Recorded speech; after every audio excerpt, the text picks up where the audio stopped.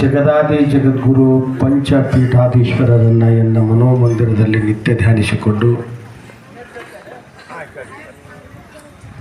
ಚಳಗೇರಿಯ ಪುರದೊಡೆಯರು ತಪಶಕ್ತಿಯ ಪ್ರಭು ವೈರಾಗ್ಯದಲ್ಲಿ ಭಕ್ತಿಯ ನಮನಗಳನ್ನು ಸಮರ್ಪಣೆ ಮಾಡುತ್ತಾ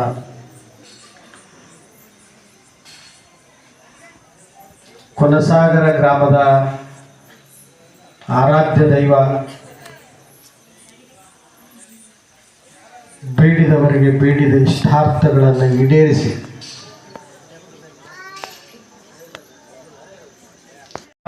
ನಜ್ಜಾರ್ದು ಅಂತ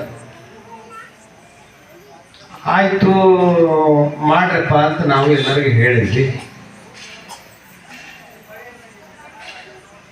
ಭಾಳ ಅವಸರಲೇ ಎಲ್ಲ ಕಟ್ಟಿಗೆಗಳನ್ನು ಕೂಡ ತರಾತುರಿಗಳು ಒಂದು 20 ಲಕ್ಷ ರೂಪಾಯಿಗಳ ಕಟ್ಟಿಗೆನೂ ಕೂಡ ಖರೀದಿ ಮಾಡಿದ್ವಿ. ನಾವೆಲ್ಲ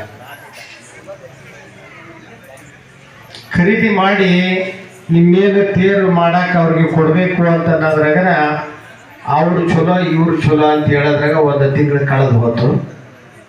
ಇನ್ನೊಂದು 3 ತಿಂಗಳ ಉಳಿತು ತೇರು ಮಾಡಕ್ಕೆ ಟೈಮ್. ಆ 3 ತಿಂಗಳೊಳಗೆ ಒಬ್ಬ ವ್ಯಕ್ತಿ ಕರೆದು ನಿನಗೆ ಕೊಡ್ತೀವಿ ಅಂದಾಗ ಆಯ್ತ್ರಿ ಜರ ಈ ವರ್ಷನ ಮಾಡ್ಬೇಕಂದ್ರೆ ನಾನು ಇವ್ರನ್ನ ಕರ್ಕೊಂಡು ತಾಬುಡು ತೂಬುಡು ಮಾಡಿ ಒಟ್ಟು ನಿಮಗೆ ತೇರು ಕೊಡ್ತೀನಿ ರೀ ಅಂದವ. ಆದ್ರೆ ಕಲ್ಲಮೇಶ್ವರಿಗೆ ಏನು ನಡ್ಕೊಂಡಿರಲ್ಲ, ಆತನ ಆಶೀರ್ವಾದದಿಂದ ಹೆಣ್ಣು ಹುಟ್ಟಿದ್ರೆ ಕಲ್ಲವ ಅಂತ ಕರೆದಿರ್ತೀರಿ, ಆತನ ಆಶೀರ್ವಾದದಿಂದ ಗಂಡು ಹುಟ್ಟಿದ್ರೆ ಕಲ್ಮೇಶ ಅಂತ ಕರಿತೀವಿ. ಅಂತಹ ಇಷ್ಟಾರ್ಥಗಳನ್ನು ಈಡೇರಿಸ್ತಕ್ಕಂತಹ ಆ ದಿವ್ಯ ಚೈತನ್ಯ ಕಲ್ಮೇಶ್ವರನ ದಿವ್ಯ ಸನ್ನಿಧಿಗೂ ಕೂಡ ಭಕ್ತಿಯ ನಮನಗಳನ್ನು ಸಮರ್ಪಣೆ ಮಾಡ್ತಾ ಈ ಒಂದು 3ನೇ ದಿವಸದ ಧರ್ಮ ಜಾಗೃತಿಯ ಅಭಿಯಾನ ಕಾರ್ಯಕ್ರಮದ ನೇತೃತ್ವವನ್ನು ವಹಿಸಿ ತಮ್ಮೆಲ್ಲರಿಗೂ ಕೂಡ ಧರ್ಮದ ಚಿಂತನೆಯನ್ನು ಮಾಡ್ತಾ ನಿಮ್ಮೆಲ್ಲರಿಗೂ ಕೂಡ ಹಿತೋಪದೇಶವನ್ನು ನೀಡಿರ್ತಕ್ಕಂಥ ಆತ್ಮೀಯ ಪರಮ ಪೂಜ್ಯರಾಗಿರ್ತಕ್ಕಂತಹ ದೋಟಿಹಾಳ ಗ್ರಾಮದ ಹಿರೇಮಠದ ಪೂಜ್ಯರಾದ ಚಂದ್ರಶೇಖರ ದೇವರಿಗೂ ಕೂಡ ಭಕ್ತಿಯ ನಮನಗಳನ್ನು ಸಮರ್ಪಣೆ ಮಾಡ್ತಾ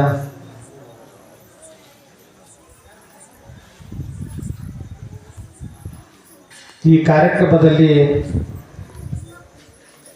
ಸಂಗೀತ ಸೇವೆಯನ್ನು ಸಲ್ಲಿಸ್ತಕ್ಕಂಥ ನಮ್ಮ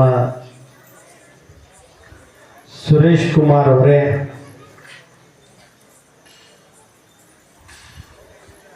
ನಿಮ್ಮೂರಿಗೆ ಚಿರಪರಿಚಿತರಾಗಿ ಅವರು ಮೈಲಾರ ಬಸಲಿಂಗ ಶರಣರು ಹೇಳ್ತಾರಲ್ಲ, ಹಲವು ಮಾತೇನು ನೀನೊಲಿದು ಪಾದವನ್ನಿಟ್ಟ ನೆಲವೇ ಸುಕ್ಷೇತ್ರ ಜಲವೇ ಪಾವನ ತೀರ್ಥ ಸುಲಭ ಶ್ರೀ ಗುರುವೇ ಕೃಪೆಯಾಗು ಅಂತ ಹೇಳ್ತಾರೆ.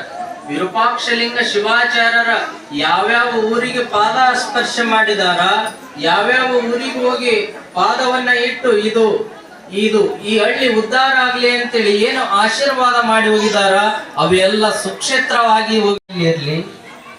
ಗುರುಗಳು ಶರಣು ಶರಣಾರ್ಥಿ ಅಂದಾಗ ಎಲ್ಲರೂ ಶರಣು ಶರಣಾರ್ಥಿ ಅಂತ ಒಂದ್ಸಾರಿ ಹೇಳ್ತೇನೆ, ಶರಣು ಶರಣಾರ್ಥಿ ಅಂತ ಎಲ್ಲರೂ ಹೇಳ್ಬೇಕು. ಎಲ್ಲರಿಗೂ ಶರಣು ಶರಣಾರ್ಥಿಗಳು. ಎಷ್ಟು ಚಂದ ಅಲ್ಲ? ಇದೇ ಒಂದು ಸಂಸ್ಕಾರ. ಮತ್ತೆ ಯಾವುದು ಕಲಿಯೋದು ಬೇಡ. ಹಂಗಂತ ಎಲ್ಲ ಬಿಟ್ಟಿರಿ, ಎಲ್ಲವನ್ನ ಕಲ್ಕೊಂತ ಹೋಗೋದು. ಯಾರೇ ಬರಲಿ ವೇದಿಕೆಯಲ್ಲಿ